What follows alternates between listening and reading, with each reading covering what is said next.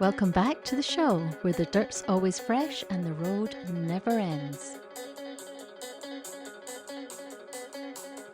I'm very excited today as we're joined by none other than the well-known disco overlander, storyteller, off-road adventurer, and Onyx off-road collaborator and contributor. Before we kind of dive straight into it all, I think I've never asked you this, but where did the name disco come from? Disco. Actually, you'll laugh. It comes from Burning Man. I was at Burning Man, and a friend. Wait, how many years ago? Oh my gosh, 10 years ago? 2013. It was 2014. And one of my friends. So at Burning Man, when you go there and if you do enough funny stuff or whatever, you earn a name, apply a name, they call it. And so a friend said, "Man, you're disco." I'm like, "Disco? I don't like disco. I really don't like disco back then."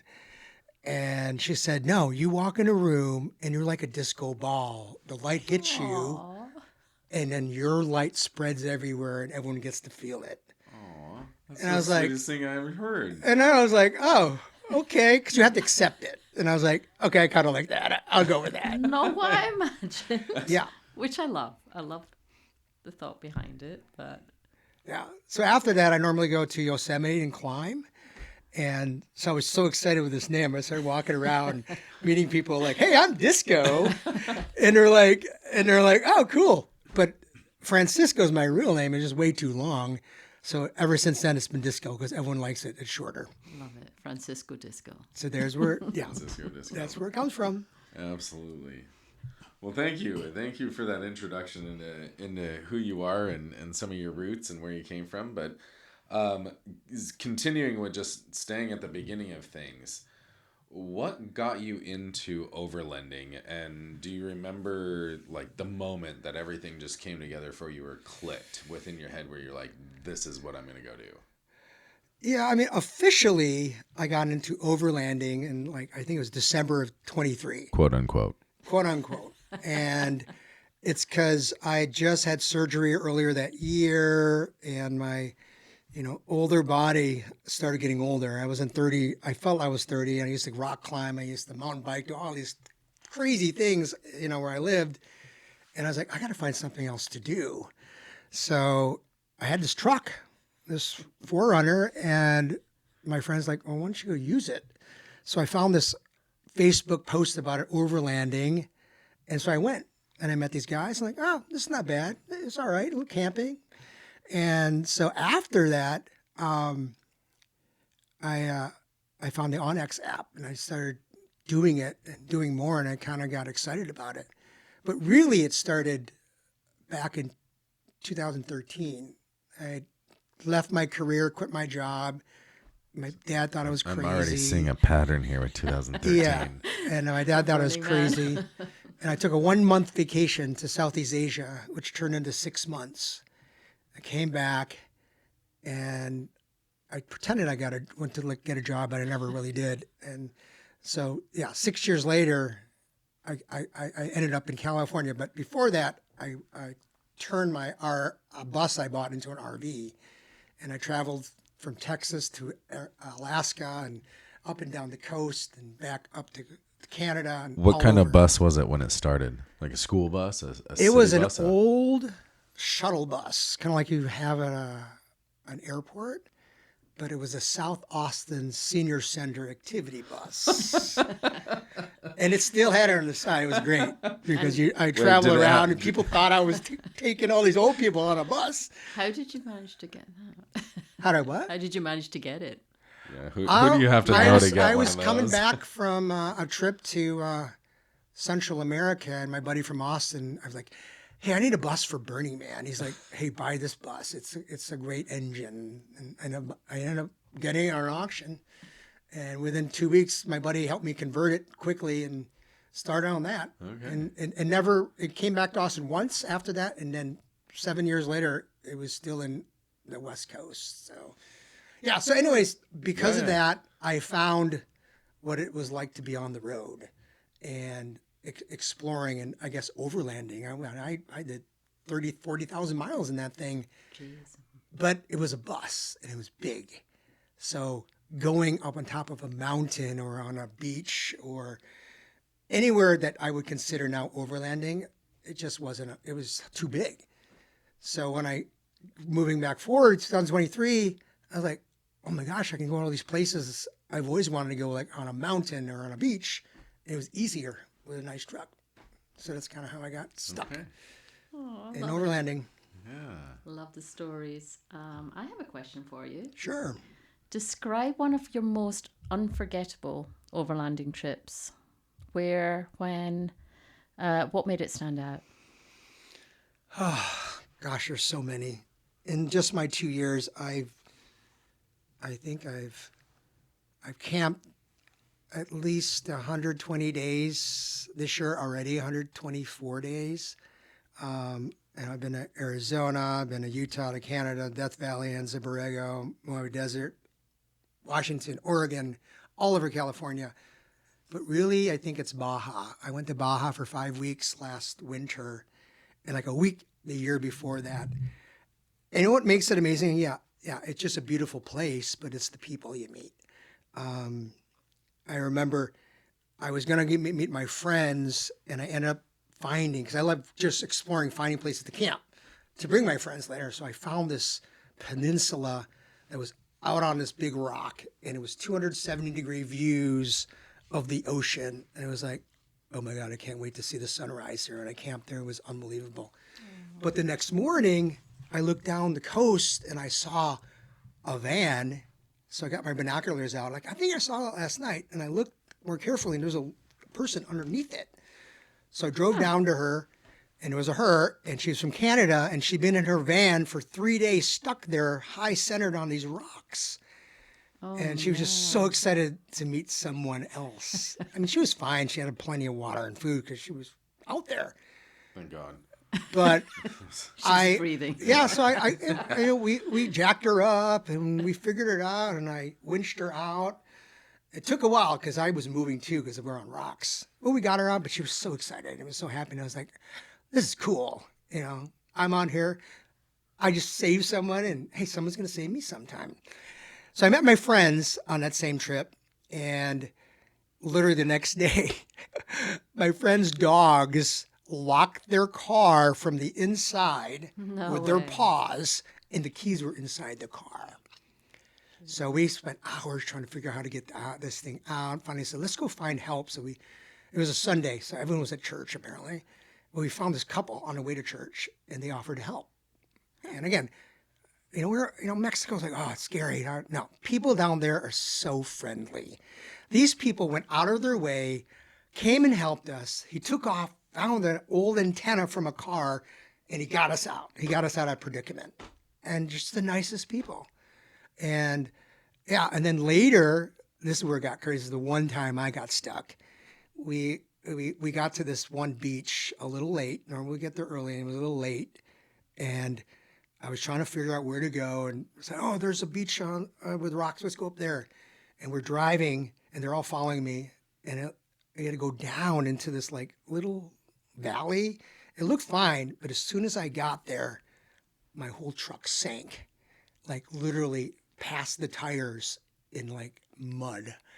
It didn't look like mud, but it was mud when we were there. So we were like, "Oh my God!" It was like getting dark. So we were like shoveling, trying to get her out. My buddy's like, "No, I can pull you out." So he did. He pulled me out with a dynamic rope, got me right out. But the funny thing is, we camped just above it that night. And I got up late that night. I go to the bathroom. I peeked over where my truck had been.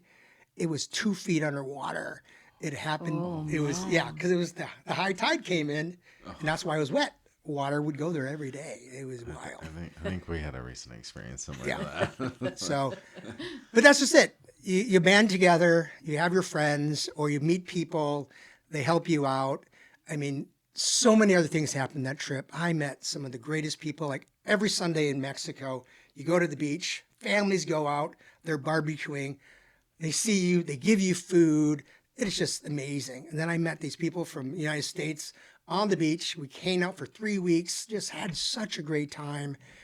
And again, Baja's just great. I'm going to spend at least 2 months there next year. So yeah, Baja's my favorite memory because there were so many great things. Oh, and the whales. That's a whole nother thing. Oh, the I whales. saw hundreds of whales from the shore. We just sit there and watch the whales from the shore. And then I end up on the way home stopping at this lagoon for 2 hours petting whales. Oh. Like 50 or 60 of them. Is wild. Yeah, we need to have a trip to. You got to go to Baja. Baja. We'll have to come and Definitely. join you. That'd Yeah, be a lot of next year I'm fun. going to go for 2 months. Add it to the list. I can't, although I can't agree with you more. I mean, we went on a trip not too long ago to Oaxaca, and I gotta say, I never felt safer. It's the people there were absolutely amazing, and I'm just so grateful for that opportunity that we had. But Oh, before you start though, I'd just like to say this wasn't a camping trip. no, it wasn't. No, we didn't drive there. Unfortunately, I wish, but that just wasn't the trip for that. So, but speaking of overlanding, thank you, Susie, for getting us back on track there.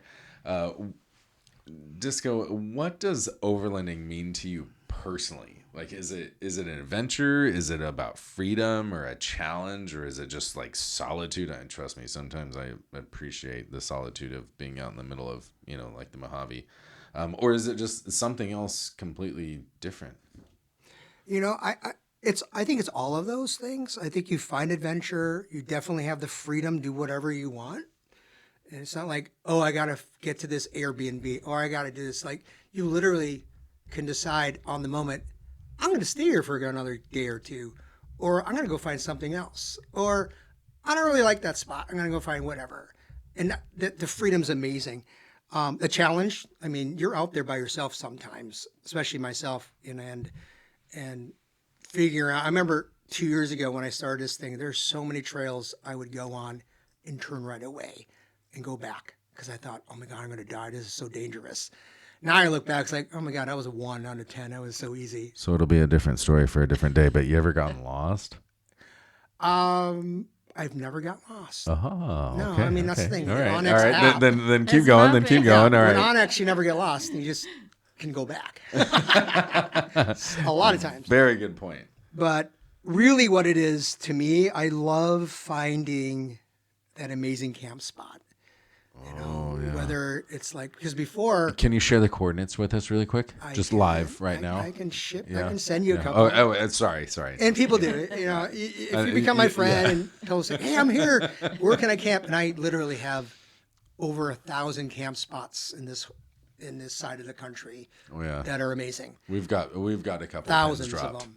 And so finding one on top of a mountain or just exploring, like, wow, I can't believe I found this, whether it's looking over lakes or you can see the mountains or the sunrise or sunset, or you're on a beach and you see whales, or you're on the desert and it's just absolutely gorgeous, or the stars at night. It's a camp. I love finding the camp spots and then sharing that with friends later. It's just going back.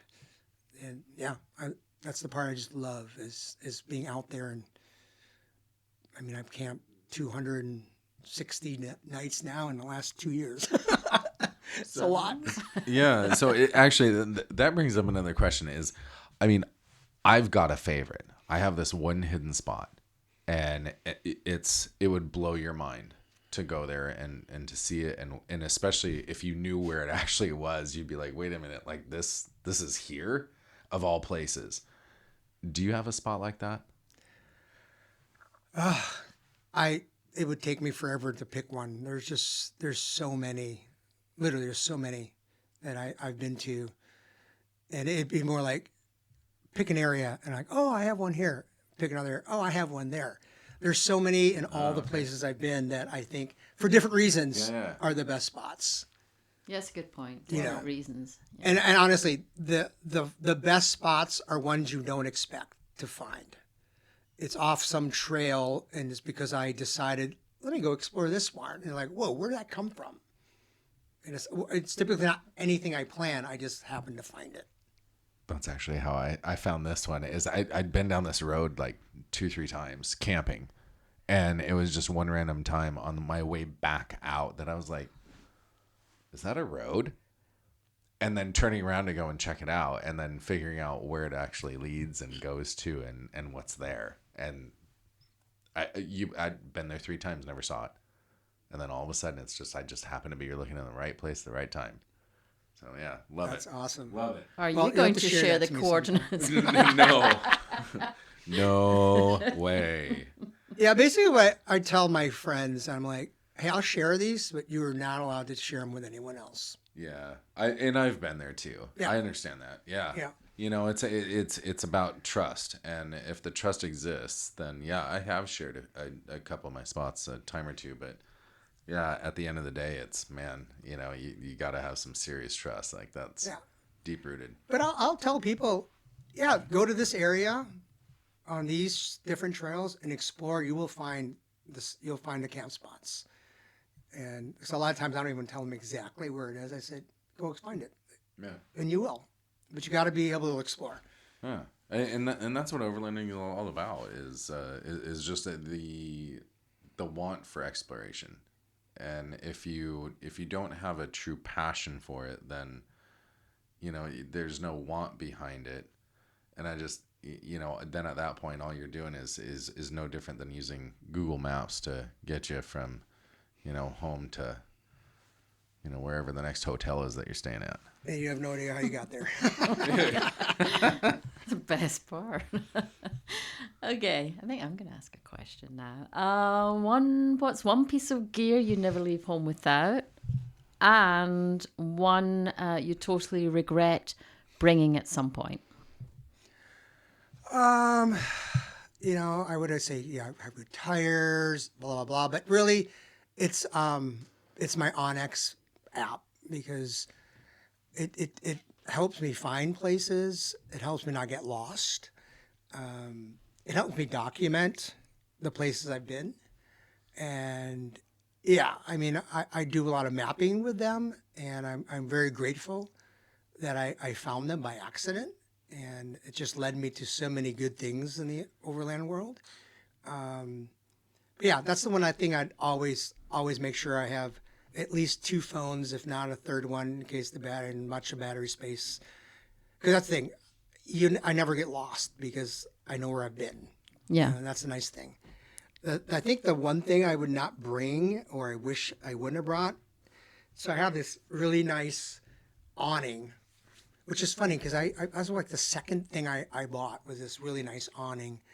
And I really like the awning. It's just, I don't use it that much as I thought I would use. But with that awning, gets these awning walls. It's cool because you can like build this little room if you need to. But I never use it. And it's big and heavy. And I've carried that around at least 30, 40 times and used it once. There's going to be that one time that you're going to be there. Now, and the you time don't I have needed it, I didn't bring it. Exactly. So, yeah, if it gets really windy or it rains, it's nice to have that. But if it rains, I have the awning. So, and if it's that bad, you just get in your tent and wait for the next day.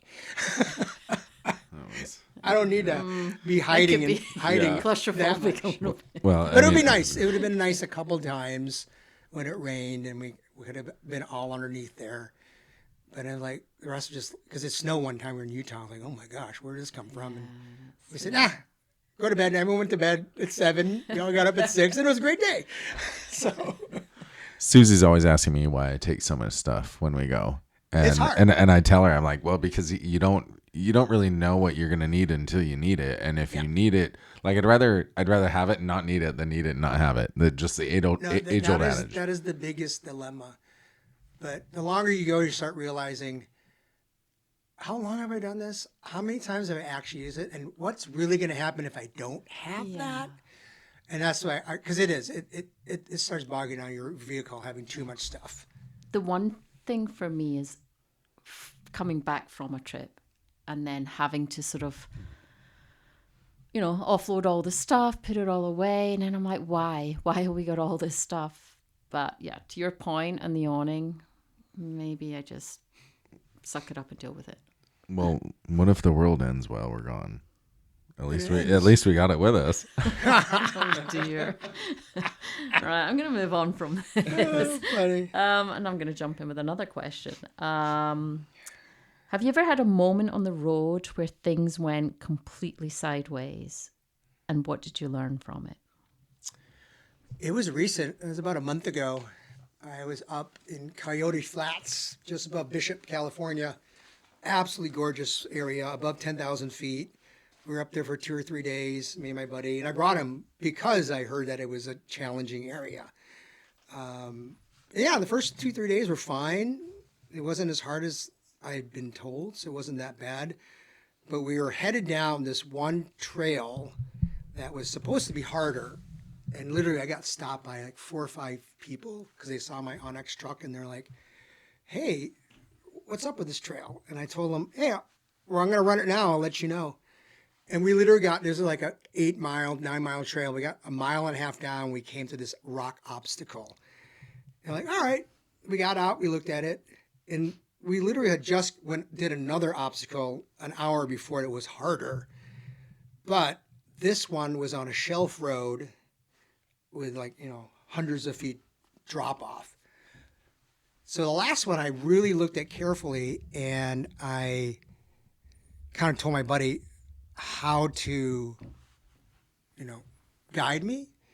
But for some reason this one, and this was my mistake, I just like, oh yeah, I did the other one's fine. I'll just rely on his guidance to help me push my way through. And he thought it was easier to go an easier way over this rock obstacle. And that's where he guided me. And I abruptly stopped because I didn't know where I was. And when I did, I started sliding toward the shelf edge. And I got out and I was like inches from my back tire falling off the side of the mountain. And so I was like, okay, now what do we do? So yeah, we figured it out. A mile and a half in. Yeah. And because my buddy, Always. it's not just a mile and a half from the other side. It was 10 miles down. Oh, geez. And he didn't have a winch to winch me back. So we figured a way. I mean, it was a narrow road, but we figured a way to slowly push my way closer away from the edge. Took us a couple hours, but we got there. Then he got stuck, did the same thing a little farther back. So luckily, I was able to turn around because I had just enough room. And I was able to winch him out. How many point turn was that? 1,000-point turn because it was freaking me out. Yeah. But anyways, yeah, I learned a lot from that. I was like, okay, if there's a shelf road and you're on that side, you need to go as high away from that place as you can and allow yourself to slide. Because again, I didn't even think about the sliding part. And I hate heights. yeah. Just freaks So me to out. this day, so since then, I mean, every shelf road I'm on, You I'm sleep in a freaking out rooftop little tent. bit. So, yeah.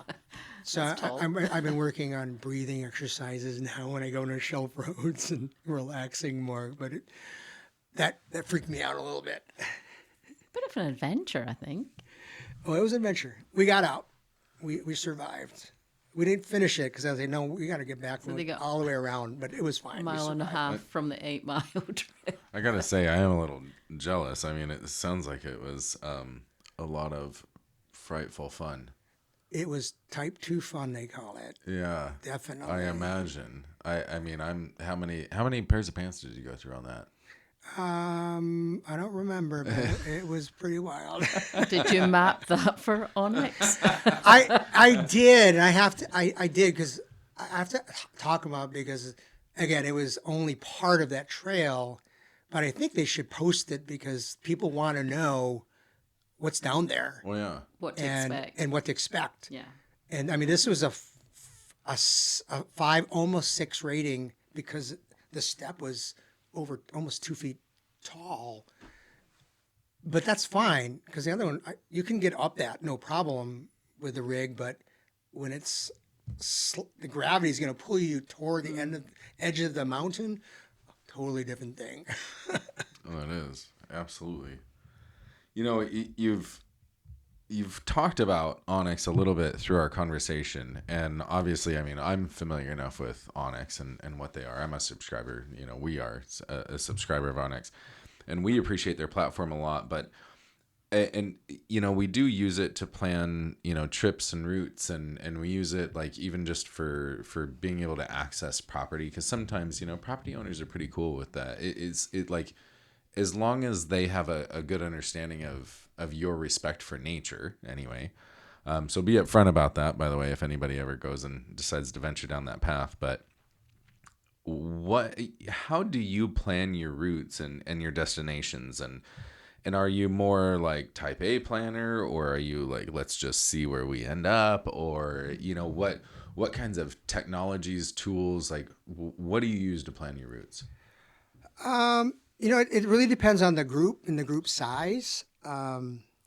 If I'm with a group of 3 or more, or if I'm gonna take 5 or 6 rigs on a trip together, I'll use Onyx. I'll use it to take a look at the area, kind of look at the route that I might use, and kind of plan it out more. What are we going to do day 1, day 2, day 3, day 4, day 5, and come up with backup plans. Okay, where can we camp? If we don't make it that far, where else are we going to camp? Or if it snows, because that's happened, like in Utah, it snowed. Like, we can't go as fast. Now we got to find another place to camp. Or now you got to go back. You get to a spot and just like we did on that spot where we had to turn around and go all the way back. Do you have enough gas? Yeah. A lot of people think, oh, I'm only going 9 miles. I have plenty of gas. Well, that 9 miles turned to 60 miles because we had to go all the way back, all the way around. My buddy barely had enough gas to get back, right? Good point. So that's the one thing people really don't plan. So planning for that. Do you carry extra fuel on your rig? I carry anywhere from 3 gallons to 12, 13 gallons. Sensible. I always have extra fuel on my rig. And so what is your average fuel mileage on your rig? Oh, gosh. Throughout a tank, like what do you typically get? 8 to 15. Oh, okay. Yeah, not bad. Okay. So 3 to 5 gallons of extra fuel will get you a good amount. Yeah. Okay. Yeah, definitely. Now, if I'm just me and one buddy, it's an adventure. Like I look at the map and I say, oh, okay, what can we go do? Or what are the ideas we can go do? And then we just wing it. But do you normally choose somewhere that you've mapped out yourself for Onyx? No, most of the time, actually, I don't. Because a lot of times I'm doing it to go map. I'm like, oh, I'm supposed to go map this area, or I think I should map this area. So I researched enough to say, oh, there are routes there. Let's go figure it out. Is the stuff that you map and what you do, is that the only reason that you use, or is that the basis for your use of Onyx? Is that why you use it, or did you use Onyx before?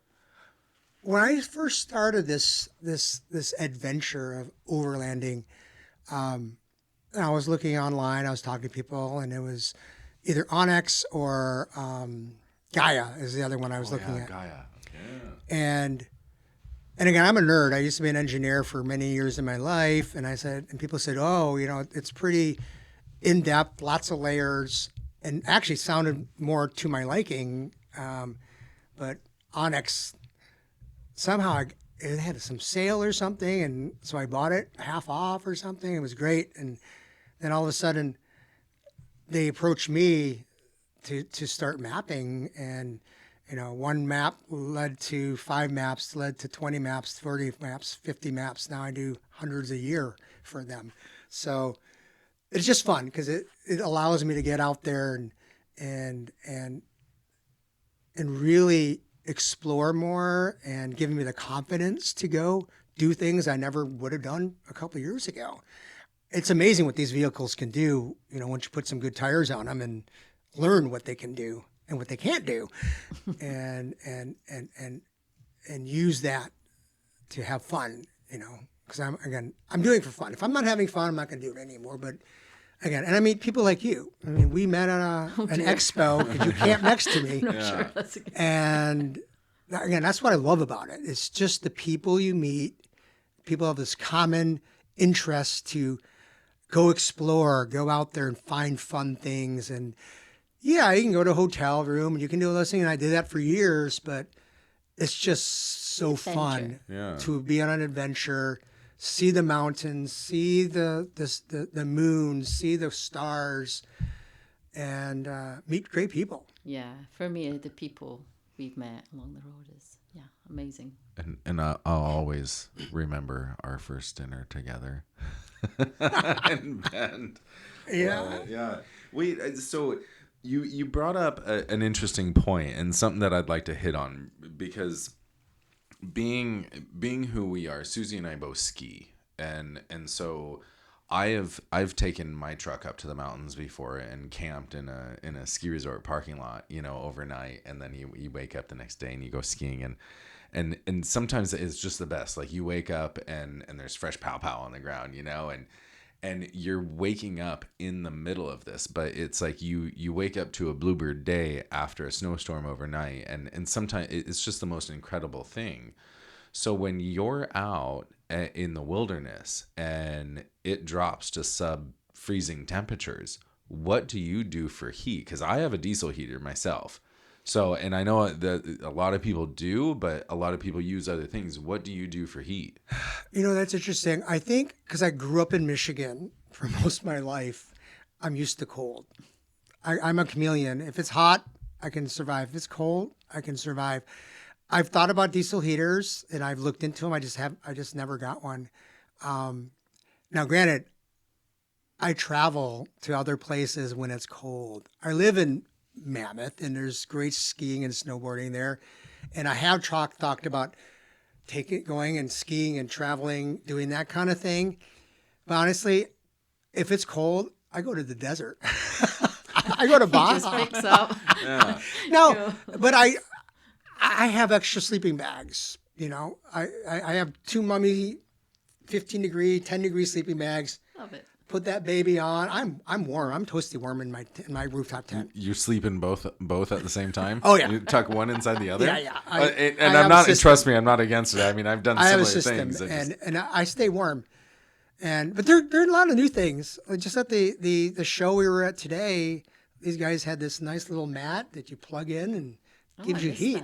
That. I'm going to buy that tomorrow. That was pretty cool. Oh, interesting. Yeah. Well, actually, this kind of brings me on to a good point for the listeners. Like, we've seen your Forerunner. We know your setup, but what might be good is, just let the listeners know, kind of explain what your whole setup is when you go off out doing your mapping. Okay. It's a 2014 Forerunner. That's the thing. You don't have to go buy a brand new truck to go do this thing. If you got any vehicle, just get good tires and get out there and do it. It's honestly, it's just camping, right? Now, if you have the right setup, it's amazing where you can go. That's true. So my Forerunner, it's got Bilstein 8112s on it, and they're amazing. I mean, the suspension is just like butter half the time. So that's helpful. Don't need it, but it's nice. I went to Toyo Open Country AT3 skinny tires. Used to have bigger ones. Wasn't going to go bigger. I wanted 33s, but I went to skinnies. 255, 80 R17s. Love them. Lighter, better gas mileage, cheaper. I got method wheels on there that help me to air down and still keep my bead pretty good. I got a Spider no drill custom roof rack. A guy named Tiger down in Southern Cal, he set me up on that. I just recently got a full set of double drawer system, 50-inch full top slide out, rear slide deleted drawer system. So all my cooking gear, everything is in there. Dinner's on disco. Oh my God, I love. Yeah, you're cooking the next dinner, right? Anytime. Okay. Yeah, I mean, it used to be I had to take my boxes out, I had to take my table out, and 20 minutes later I'm cooking. 2 minutes later I'm cooking, and everything's organized. I love that thing. So I got that from Overland Woodworks down in Southern Cal. A guy named Erwin, amazing guy. But he can make those to whatever spec. Whatever you want. For almost literally when I started, my friend sent me this link to this guy on Instagram, and I just started drooling over his setups. He posts everyone on Instagram, and it's like, whoa, that's cool. And so when I finally went to him, I was like, all right, I had all the pictures. I want this, and this all put together. He's like, oh, okay. And he did it. He built it, and I love it. It's so great. And then I have a rooftop tent, because originally he was going to set me up on something, because he makes them where you can sleep in them. Yeah, I noticed that today. You had a You've got drawers, but then on top, it's a system where you can put down the two seats, and then sleep on it. And I did that for the first half year, and then I got a rooftop tent, and I'll never go back. I was so against rooftop tents until I got one. Why? I don't know. It just felt really weird. Like you can't. Like his awning. It's one of He those doesn't want things to that sit like down. you can't. When people say you can't unsee things or can't unhear things, a rooftop tent is one of those things. Like you can't unexperience that. Exactly. Literally, the first day I was in one, I was like, I can't believe I don't do this. And being up higher, the views from up higher, I never thought they would be so nice being on that, waking up and looking out and seeing the sunrise. Yeah. From higher. It's so different. I've camped on ground for years of my life. And so now I have a new one. It's an Intrepid Geo 2.5, they call it.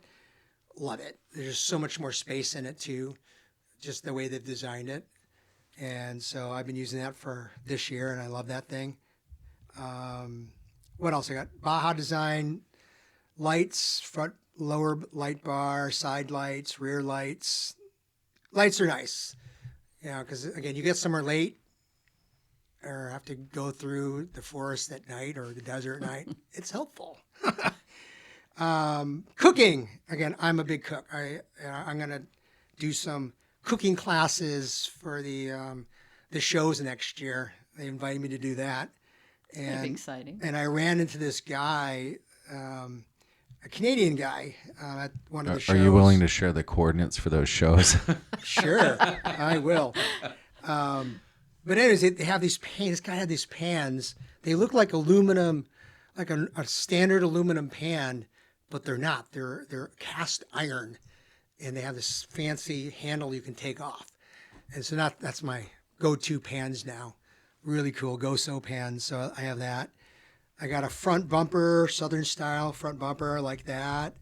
I got a full set of RCI aluminum skid plates on the bottom.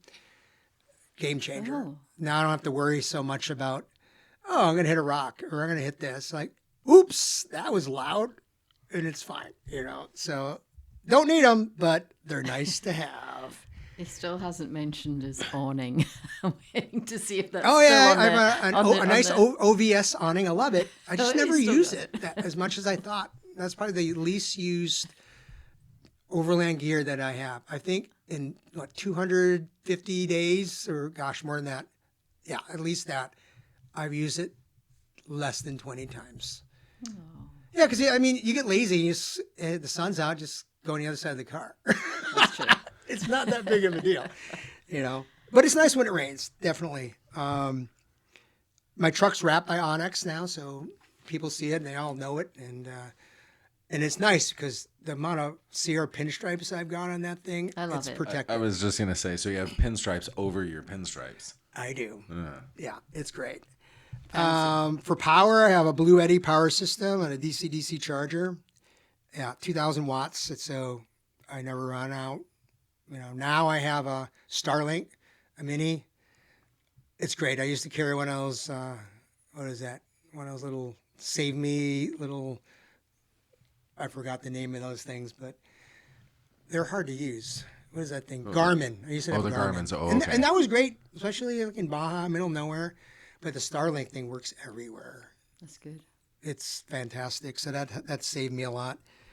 I got a huge refrigerator because I love to cook. I have a 75-quart refrigerator freezer that I can basically pre-cook 2 weeks worth of food, put it in the freezer, have a bunch of fresh stuff on the other side and just slowly move it over. And I can basically feed 3 to 4 people for 2 weeks easily. Okay, let's all join Disco on his That's Instagram. really, really nice. I told you. So the coordinates were what? Yeah. And then I have little things like I got a 4-way air inflator, deflator, and that helps because I'm always airing up, airing down. Yeah, but that's basically it. It's a lot, but I can pretty much go anywhere I want, with that thing. And it has taken me many, many amazing places. So a couple of things I want to hit on that I picked up while you were talking is that you love to cook. And that is apparent. And that's something that even you and I discussed when we originally met was how much you liked food and to cook, and especially on the road. Do you have a favorite recipe or a favorite meal, or is there something where you're like, this is what I do when I go out camping or overlanding? Yeah, there's a lot of things I love to cook, but somehow, for some reason, right before I went on this trip, with Onyx, they invited a bunch of us to go to Utah together. I for some reason, I don't know if I saw a show on it or I just had it and I wanted to learn how to cook it. It was udon, Japanese udon. Oh, I love udon. And so, I don't remember that. And that was a year and a half ago. I have not made udon on a trip since then. It was so funny. There was a bunch of guys on the trip, and these guys had never had Asian food ever. And I said, hey, I'll make you a bunch of udon. And some of the guys said, yeah, we'll have some. And these couple of guys were like, what's that? And after they tried it, they were the ones coming back for seconds and thirds. It was really kind of funny. But ever since that, all my friends are like, hey, are you going to make udon? Can you make the udon? Can you please make the udon? And so now I make it, I freeze it, and I literally defrost it quickly and add the udon noodles to it. And yeah, so it's, okay. If my mom was still alive today, she'd laugh because that's a Japanese thing and we're Filipinos. So she'd be like, udon, what are you making udon for? But yeah, I love it. Yeah, that's what I make for a lot of people. Okay.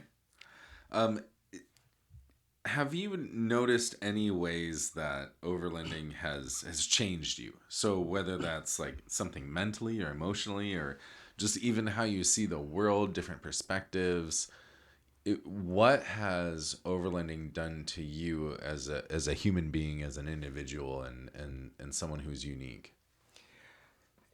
I think this started back when I was overlanding, quote unquote, in my bus. Just living, when I traveled for those 2 years, that first 2 years outside the country, I traveled with a 45-liter backpack for a long time. And I realized you don't need a lot of stuff. No. And when I came back from that trip, I literally sold 80% of my stuff because I was like, why do I have this? And it actually made me feel the worst, most depressing time of my life was 6 months that I went back to my house in Texas and sold that because it took me 6 months to get rid of 80% of my junk, my stuff that I just didn't need. And it was just so hard to get rid of it.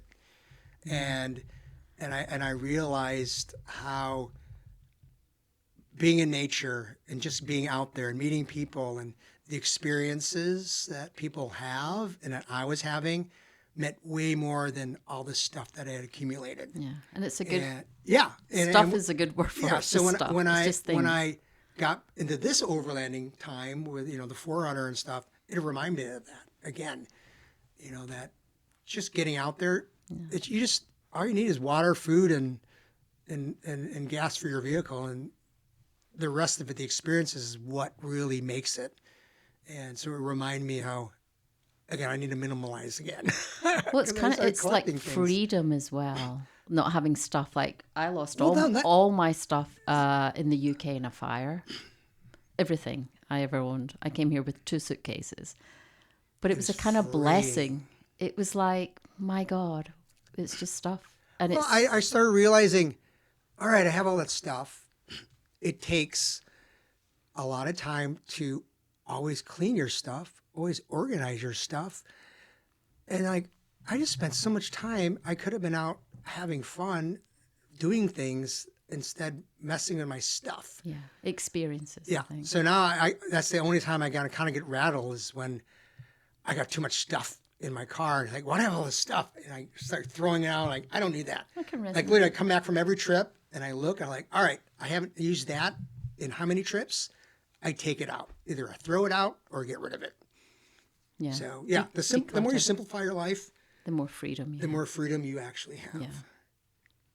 And just have that time for, enjoying it. That's just not the truth. You know, there's a lot of people out there that even I run into them, you know, that want to get into overlanding and you know, just some of that question, some of those initial questions that they have about like what gear or what vehicle or how do I do this, or, you know, how do I know, or where do I go for information? You know, it's, for me, overlanding is what it is at its root.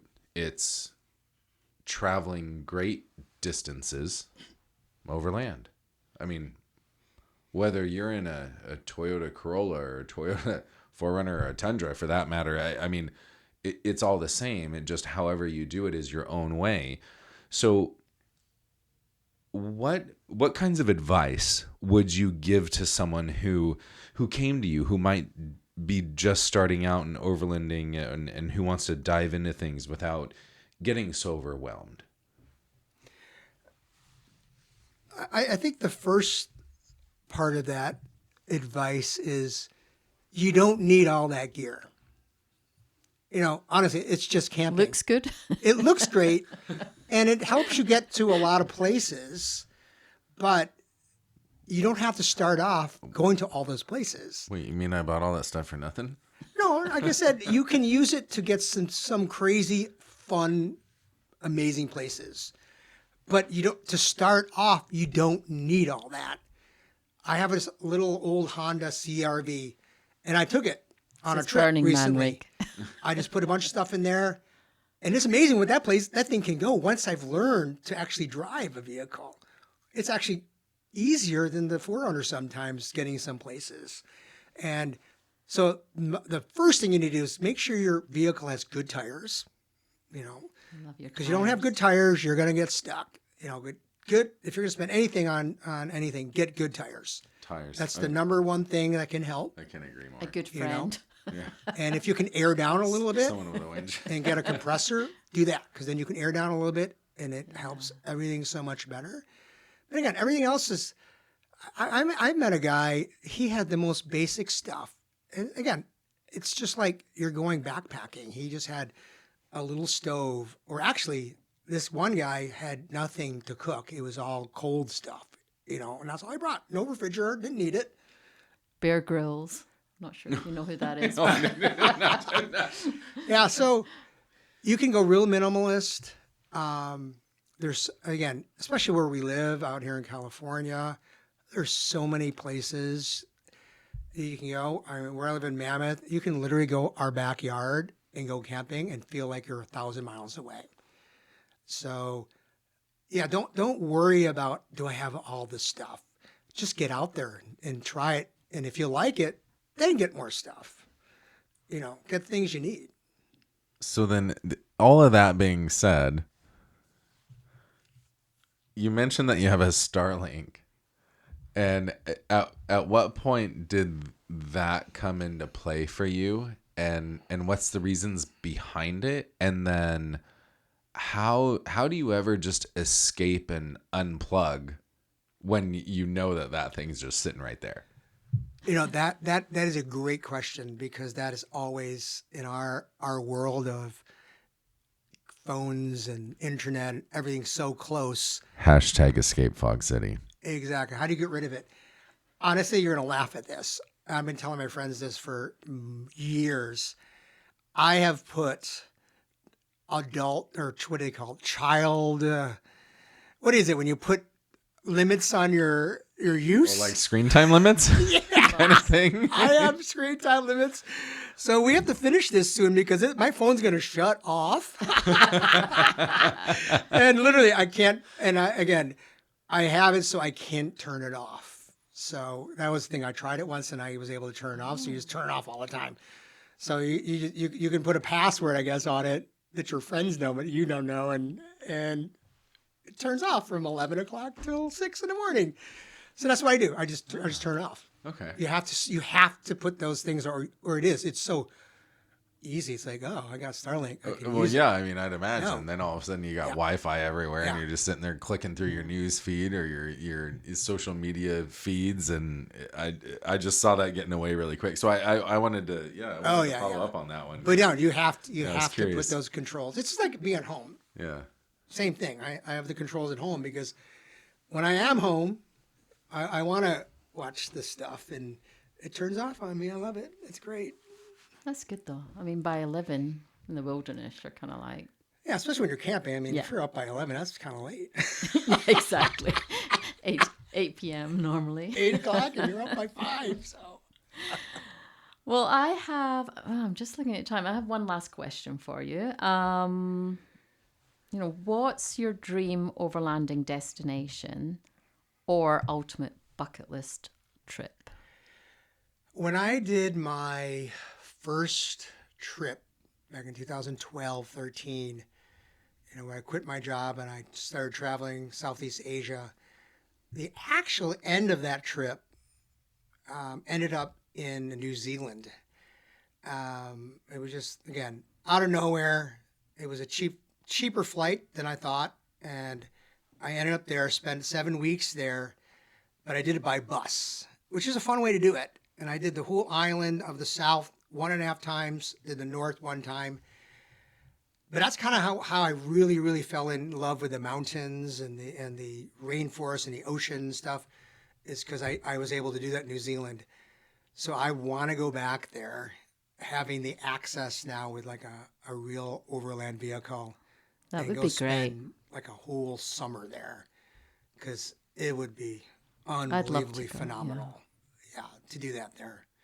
I think it'd be a great. I mean, I've never been. You've never been to New No, Zealand. not so. to New Zealand, but I think about that all the time because there's plenty of people that I see clearly from overseas with like the giant man trucks, those things all set up. Man, and I see them and I think about the adventures that they must be going on here in the U.S. and so what you're talking about there, that's definitely, it's in the dream cloud for me. Yeah. Second would be South America. I went to South America twice on my travels, and that would be an amazing place. I love South America. Just the people and the diversity there would be. And again, you need a vehicle in some of those places like that to get to some of those places. It's hard. Maybe a guide. I don't know. You can get some local guys, but I mean, I did it. I did the whole South America without a guide and just asked around and from town to town and found some amazing things to see and people. Yeah, I think people would be great. Well, I think that's it from me. Well, thank you so very much. And thank you, Disco. We truly appreciate you. Just a big thanks to you, Disco, for sure, for joining us today and sharing your journey, your build, your vision for what overlanding can be. And realistically, like that's what San Francisco Overland is all about, is just we want to be spotlighting the innovators, the doers and the dreamers who are just pushing this community forward. To everybody out there, if you loved this conversation, make sure to follow and subscribe so you don't miss future episodes. We've got more trailblazers, brands, and builders lined up who are redefining how we get out there and explore. Until next time, keep your rigs ready, your adventures bold, and remember, escape Fog City. Chase the horizon. This is the San Francisco Overland Podcast. Thank you for tuning in. And we'll be sure to share Disco's coordinates, and he'll be inviting you all for some udon. Thank you. Dinner's on Disco. Sounds great.